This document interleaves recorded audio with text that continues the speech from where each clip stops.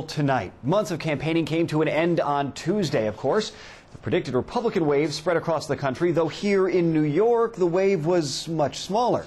Democrats were able to hold on to all the statewide offices while conceding a handful of congressional seats. And we still don't know who is going to control the state Senate. Joining me now to make sense of all of this is our reporter Roundtable, who I'm sure have a lot to say after covering the campaign trail for the past few months. With us tonight from Buffalo is Bob McCarthy, political reporter for the Buffalo News.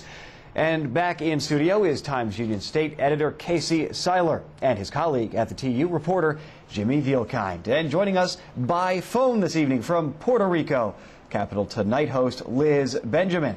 Thanks for joining me all today, guys and gal. Thanks so much.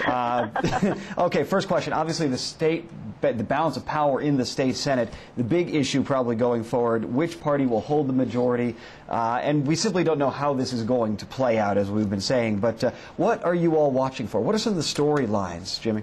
Well, I'm watching specifically to see the balance of power in this recount, and it seems just by the tea leaves you're getting is the Republicans seem much more confident than the Democrats. The Republicans are out there.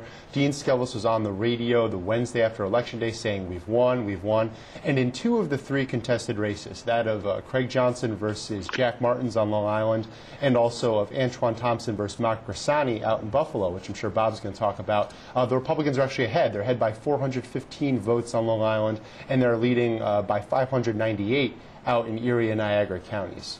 So some good news probably for Republicans. Casey, what do you think? Well, yeah, I mean, the real interest here, the real fascination is what might happen if, in fact, it's a split Senate. If one of those races goes to the Republicans and one of them goes to the Democrats, then, or conceivably, we were just discussing this before we went on, if the vote tallies aren't in, if the recounts go on so long that by the time the legislative session is started, the sides have to work out some kind of deal to work with each other.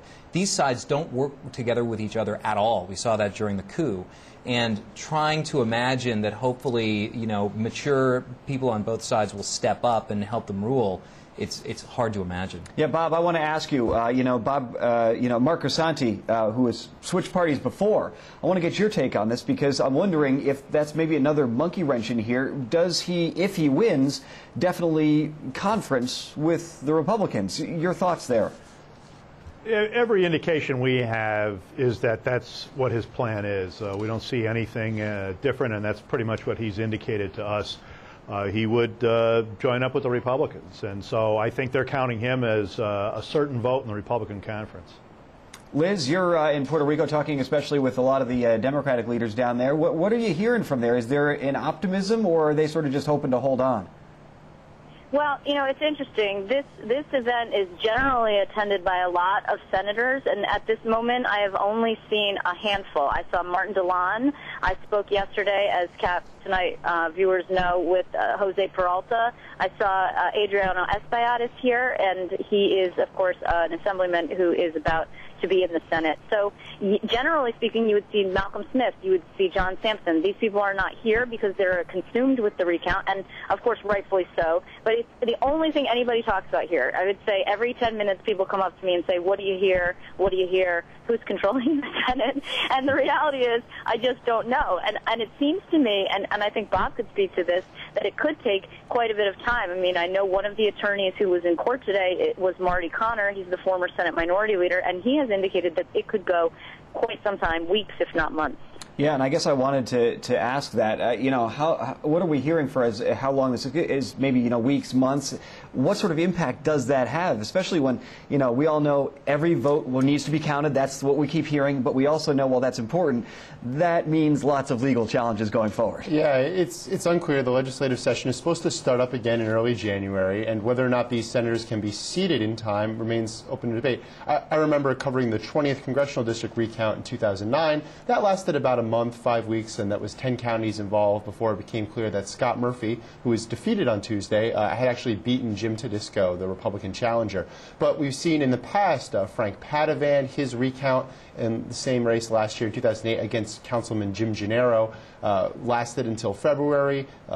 Several years ago, I think in 2004, Nick Spano's recount lasted until February. He won, I think, by 18 votes in that race. So it could be a long time. And already people are starting to think about who might flip. what legislators might flip, what might disloyal. Senator Ruben Diaz Sr. from the Bronx, kind of a consummate flipper, a pirate. He said that he's ready to talk to anyone, and you never know what he's going to do. Well, and the tough thing here is that Andrew Cuomo, who is getting ready to take office and really has to hit the ground running, needs to be able, to a certain extent, to calibrate his kind of legislative attack based on who controls the Senate. That's a big question, and he can't really do it until, I'm sorry, Casey. Andrew Cuomo, though, it has really got to tread lightly here, because it seems to me, first of all, he was not nearly as involved in trying to help the Democrats retain the Senate as Eliot Spitzer was in trying to help the Democrats flip the Senate. And I think because he knew quite well that the Republicans might end up taking it. He has said quite clearly that he doesn't intend to get involved in any leadership battles, A. And I think that he has made it quite clear by speaking to both Dean Skelos and John Sampson after Tuesday that he is going to be as neutral as possible in all of this. Now, the problem is if it deadlocks, then Bob Duffy is the tiebreaker. Maybe. There's legal challenges to that, too. Bob, let me get you in on this, because I heard you sort of groaning back there about all this, the word flip and everything else, and I think I could hear, any New Yorkers watching this tonight also groaning, saying, wait a minute, are we back here to square one where we just were so recently? What are your thoughts? Well, one of the things that you had to think about is the fact that this could go so long, and therefore it presents all kinds of mischief possibilities to New York State senators. This could go so long because this is really uncharted territory that we're talking about because of the new voting machines.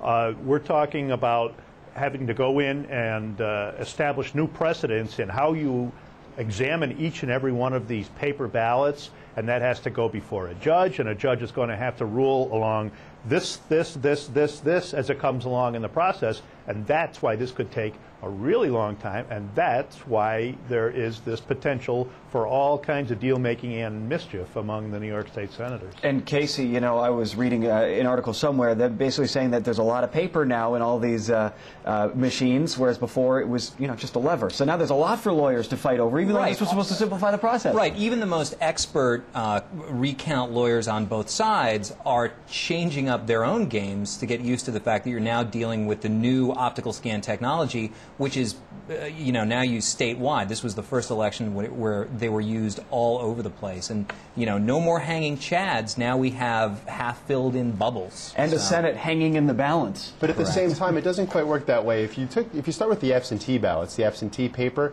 what you do is, one side will object to a ballot. They'll look at a ballot and they'll say, oh, Steve Ferentz, say he's a registered, Federalist. The nationalist lawyer is going to object and say, no, I object to that because, I think Steve's got brown hair. That makes his vote no good. And, both sides will object to their people in most cases. And if there's a blank ballot will go through, and you watch the numbers game. And if it becomes clear that even amid the objections, one side can win, then often the case doesn't get heard. But the nightmare scenario is when you go ballot by ballot to judge the merits of the objection. And we may be heading there. Though, this is really, when you say uncharted territory, it's actually also establishing a precedent of case law that probably will be effective going forward, because these machines, which were mandated by the Federal Help America Vote Act, and New York, ironically, was the last state to actually manage to comply. And only last year there were a handful of challenges because there were pilot cases. These machines were in pilots of counties throughout New York. This is the first year they're everywhere. And so it really is a time when case law will be established going forward to set the standard for what kind of battles of the sort that Jimmy is talking about. I mean, if you're talking about fighting that happens over absentee ballots, Jim, and I've seen those go on, one ballot take, upwards of 30 minutes to 45 minutes to make a decision about. And that, I think is a problem when every single general ballot, every ballot cast in this race was a piece of paper. And for our lawyer friends out there, those are all billable hours. That's right. I want to move on, but I just want to ask quickly, is this a problem with the machines or the process that we put in place, or is this simply democracy takes time, and that's okay? If not, maybe it's not convenient, but it takes time. Well, it's, you know, yeah, it takes time, and it's interesting. One of the reasons New York was so reluctant to do HAVA was many people thought, you know, it ain't broke. You know, I used to like going in, pulling a lever, and click, ka-chung, and you would go in, and, you know, compared to Florida where we had hanging chads and dimple chads, it wasn't as bad. Yeah. Bob, so. what do you think? Just to give you an idea of the complexity and the magnitude of this thing, I was in the courtroom in Buffalo today in the Grisani-Thompson case. As that legal challenge kicked off, there were 9 lawyers involved in that one courtroom today. 9 lawyers over this. That means that 9 lawyers are going to be arguing for the next several weeks, and yes, this is going to go on for a while. All right, I know what I should have done in school then, I suppose. Been an election lawyer. Could have done okay. The Senate leadership, I want to get into.